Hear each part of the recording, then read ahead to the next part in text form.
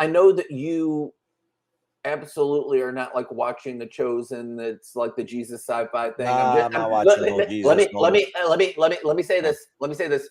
So they've taken a lot of liberties. They have Jesus in the Garden of Gethsemane, right? They've interjected him seeing all these different characters. So Jesus is there praying. He's about to be betrayed by Jesus and by Judas and get kissed. So he's seen Abraham and his son. Where's the lamb and all that things that make sense, things that don't make sense, things that are not even written in the Testament. Okay. Things that are not even written in the Bible. Nowhere in the Bible then says before crucifixion he saw. How would you know what he saw? Well, he didn't even write it. I said Jesus fan fiction. Hear me out. So then they throw in for some insane reason. Keywords, guys. Jesus fan fiction. Okay. So it is. So then they throw in for some insane reason Ezekiel in the valley of the dry bones, and then he's like Ezekiel. Okay, so he's praying on the rock, right? Now you know what DEI is, right? Right. The diversity and inclusion. So God the Father appears to Jesus. It's a black guy with cornrows. I'm not joking. I'm wrong in so many ways. Okay. I'm like, and I was telling this not guy the fact that he listen. For me, it's not that. It doesn't matter who you are, what you are, how you are. In Judaism, by the way, just to clarify, and a lot of people create comics based on Jewish concepts. If any comic person wants to have like a consultant, you can call me up. I can consult you and advise you the true ideas if you want to make it more accurate in your comics. But the reality is, God has no depiction, no man, no stone, no statue. Okay, that's number one. Number two. Number two. Okay, the devil is not a bad devil. The devil is not fallen angel. The devil is the devil created by God, and his job is to persecute people. That's his job. Benny, so the only points I wanted to make. That's it. Go ahead. You can say and believe and think which one. So I say to this dude that's not religious. He likes to go to cathedrals and take pictures and all that, but he's not any kind of religious thing. He's brought up in church.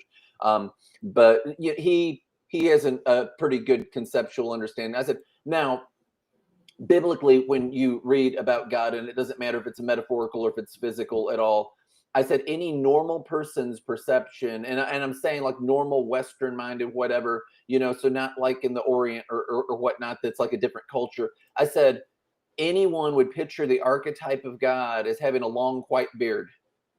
And he's like, they totally would. I said, you would have like Gandalf the White. He'd be wearing all white. You'd have like a Gandalf the White. You would have like Moses in the Ten Commandments looking guy. You'd have like a Zeus looking guy. You'd have God looking that sort of way. And why would God look like a person? And people would, well, so when you read in the Bible, which I'm speaking of what you read, and where he's like passing by Moses and all that. Why would God be a person? It's depicting the hinder parts of God and everything. When you read in the Song of Songs, it's talking about his beard. It's giving him human application when it's describing him. You hear about the Spirit of the Lord stuff, the angel of the Lord. You gotta stop. We gotta stop. It's not about getting into all of that with you, man. It's just about saying that they went full DEI, and you're looking at the sky and you're like, who is that supposed to be? Because again, if you had a dude that was wearing all white with a long white beard, everybody would know that's supposed to be God. I'm going to tell you the bottom line structure, how we learn as Jews the Torah. Okay, and this is the key problem with all other faiths who try to learn our scripture. Like, it's so funny. Like, you're going to talk to the master how to learn his book, right? Like, think about it. Like, we master this for 30, 40 years. We grow up with this, right? Hebrew text, understanding, structure, layout. There's a bunch of stuff involved. Whenever there's a depiction of God with human attributes, it's not meant to define God as a human person. Finger of God, hand of God. Like, God has taken us out with his strong arm or strong hand. It doesn't mean a physical hand. It's just an attribute for his footstool.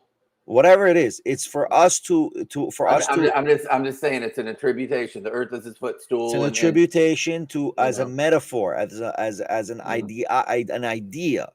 Okay, what is the idea when it says God with the finger of his hand created created the 2 tablets, right? It doesn't mean that God usually has a finger and now he's creating the tablets that Moses brought down. It just means that God's intervention made it happen. You get it?